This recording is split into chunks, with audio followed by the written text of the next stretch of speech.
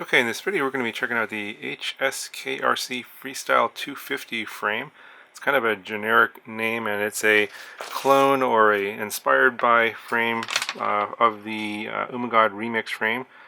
It's got that sort of mid-mount battery style, and the components should go underneath here in this cage, and then actually the components actually mount upside down on this plate over here. And you know, when the Umagod frame came out, I think there was a clone frame from Real ACC that came out for like 70 bucks or something like that. But I was like, wow, no point in reviewing that one because you might as well just pay the extra 30 bucks and get the real frame, which is I think selling for $99. However, this one was actually worth checking out because someone, I think one of my subscribers, pointed out to me that this was on sale, and I think it was $27. I'll put a picture up here on the screen. I took a screenshot. It was $27 on sale at Banggood, and then I used a coupon code. I got it for like $25. So the real frame that this is inspired from, it cost $100, and I paid $25 for this. So I wanted to check it out, see what it was like. And here's all of the carbon pieces out here. It comes with a crap ton of parts.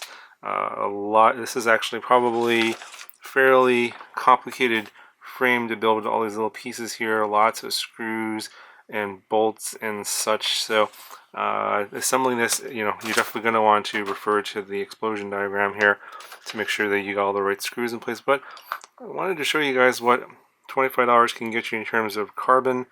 The arms are 4 millimeters thick, and so surprisingly, the cuts on this are better than any of the Real ACC frames that I've tried out before. So this might be a different factory that they're cutting this from. So in terms of the strength of carbon and all that, can't really speak to that because it just looks like any other carbon that I've seen before. But the cuts themselves look fairly decent. No major burring, not a whole lot of carbon dust, so it's been somewhat cleaned. Yeah, so you get 4 arms of 4 millimeters thick. You get these 2 side plates for protecting the camera.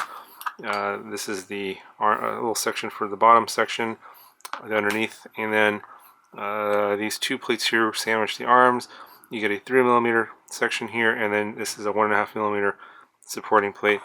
And then you get this little thin bottom plate here that goes basically to protect the landing area. Even though the electronics aren't actually attached to this, they're attached to this plate over here. And even the, I guess the aluminum pieces aren't too bad either. Obviously, I haven't checked out the real Umagod frame, so I can't tell you how this compares to the $100 frame, but I'm pretty sure the $100 frame parts are going to be quite a bit nicer than this. But just wanted to give you guys an idea what $25 can get you, and it's not too bad. I mean, I think for $25, I think it's I guess it's pretty good value for the money. Obviously, if you want to support the original designer of the frame, you know, go and get the $100 one, and maybe use this one as a backup frame. But in any case, I'm going to have put this together, and then we'll take a look at what it looks like assembled, and I'll see if I can't point out any pitfalls or anything that you guys should be watching out for when you put it together. And then I'll have a discussion as to what I will do with the frame at the end of the video. Okay, so here it is fully assembled. It took me about 15 minutes to put it all together. A couple of pointers here. These 2 long screws, the longest screws, I think they're 16 millimeters long. There's 2 of them. They're going to go into each arm, so there's going to be 8 of those. And basically the way you get this kind of look here is this countersunk screw along with this like sort of decoration piece here. It looks like this, and then the countersunk screw goes into that piece. So it's a little bit kind of unnecessary. I guess you could just use button head screws, but this does make it look a little bit nicer. It gives it like that sort of interesting sort of decorative look. That's what they're using here. That's kind of used all over in this design. So anyway, there's going to be the 2 here for each arm. 2 of the longest screws are going to go into the nuts here on the bottom.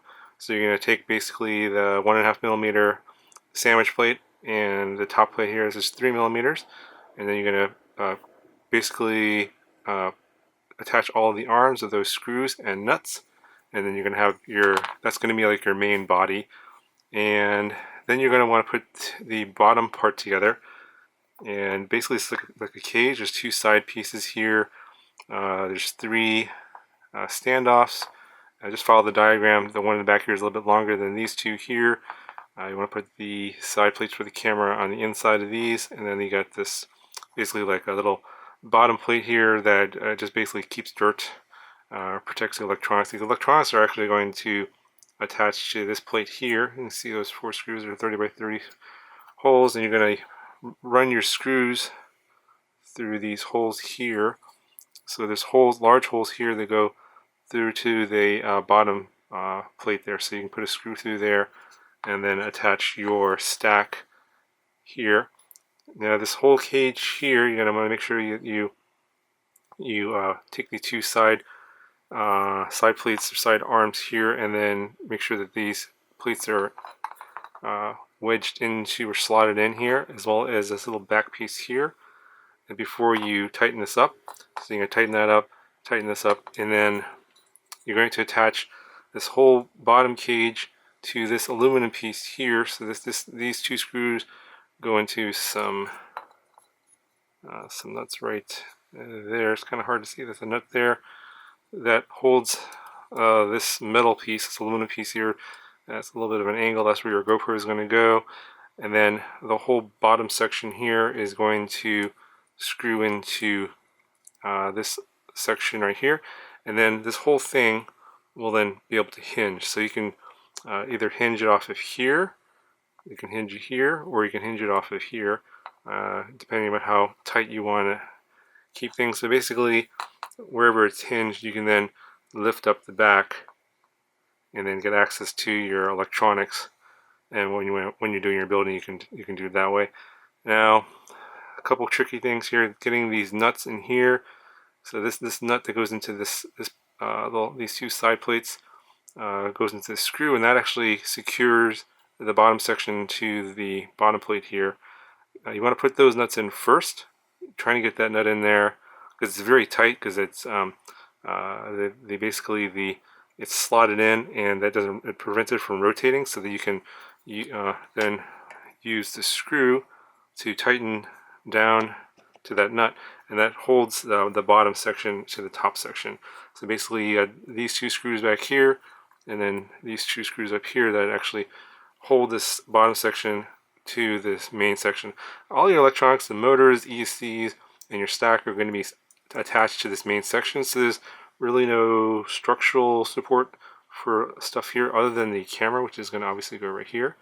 So that's pretty much it. In terms of final measurements, 250 millimeters motor to motor, front to back was 172 millimeters, side to side was 178 millimeters, so slightly wider than it is front to back, but pretty much is a true X. And let's get a weight measurement. So the bare frame weight here, no electronics, comes in at 115.5 grams. There were some spare nuts and screws and stuff that obviously I didn't use, so if you happen to strip out something or missing a part later or lose a part, then you have a few spare, so you should probably keep those in a safe place somewhere else in case you need some spare parts. But there are some extra spare parts here that are included with the frame if you happen to need them. Okay, so that's going to do it for this review of the HSKRC Freestyle 250 frame. I'm not sure what I'm going to put in this, but I was considering either transferring electronics over from the Hollywood Copus 1 here. Things like these have ESCs on the arms, and I could easily transfer them over here to this frame. Should work out pretty nicely. So I was considering possibly doing that because I haven't flown this one in quite a bit, actually, quite a while. But I think electronics will go in there no problem. Or transfer the electronics over from the Helifar Futon 2. Pretty similar electronics in terms of the stack. I think that's also a Hollywood stack in there. Different camera, ESCs, and motors, of course. But I was considering possibly also moving these parts over to this frame. So I'll put a little card in the corner here, a poll, and I'll check back on this video maybe in a couple of weeks to see which one of the two you guys would like to see transferred over to this frame, and then I can go do a flight demo later. So let me know in that poll what you guys think. That's what I'm going to check. I'm probably not going to count all the comments down below because that's actually more work, so I would recommend you clicking the card in the corner and putting your vote in the poll, and then I'll use that to decide which one to move over to the stream, because I think this frame is kind of nice. I want to see what it's going to fly like, and I have some other quads here that I could use some parts, scavenge some parts from, and move it over into this one, and then we can go take it for a fly. Anyway, that's going to do it for this video. If any questions, let me know, and I'll talk to you guys in the next one.